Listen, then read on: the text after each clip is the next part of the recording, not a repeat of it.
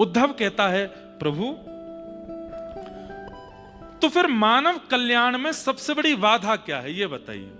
अब तो मैंने ये पूछ लिया कि आपको चिंता क्यों होती है कि मानव अपना कल्याण करे, आपको उससे सुख मिलता है क्योंकि वो आपका है, लेकिन मानव के कल्याण में सबसे बड़ी बाधा क्या है? मुझे पता है काम बाधा है, क्रोध बाधा है, दोष, ये सारे दोष बाधा बनते हैं, पर मैं आपसे पूछना चाहता हूं इस संसार में मानव कल्याण में सबसे बड़ी बाधा क्या है जिससे वो अपने कल्याण से वंचित हो जाता है? तब भगवान कहते हैं संगम न कुर्यात् सताम शिष्णोदर कृपाम क्वचित। अगर व्यक्ति सत्संग नहीं करता है और कुसंग में पड़ जाता है, दूषित व्यक्ति को देख करके दूषित विचारधारा रखने वाले व्यक्ति से प्रभावित होता है और प्रभावित होकर के मन में विचार करता है काश मैं भी ऐसा बन जाऊं, ये सबसे बड़ा उसका दोष है जिससे वो मेरी प्राप्ति से बहुत दूर चला जाता है। समझ में आई बात?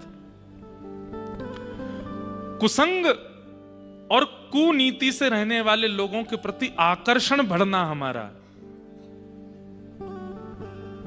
आजकल क्या होता है, सोशल मीडिया के द्वारा आदि आदि इतने साधन है, उनके द्वारा हम उनके प्रति आकृष्ट होते हैं जो थोड़े विचारों में सनातनी नहीं है, जो विचारों में दूषित क्रिया करते हैं, थोड़ा अलग तरीके का भाव व्यवहार रखते हैं, हम उनसे आकर्षित हो जाते हैं और उनसे आकर्षित होकर उन्हीं की तरह रहने लगते हैं, जिसके कारण भगवान कहते हैं मानव अपने कल्याण से सबसे ज्यादा वंचित हो जाता है।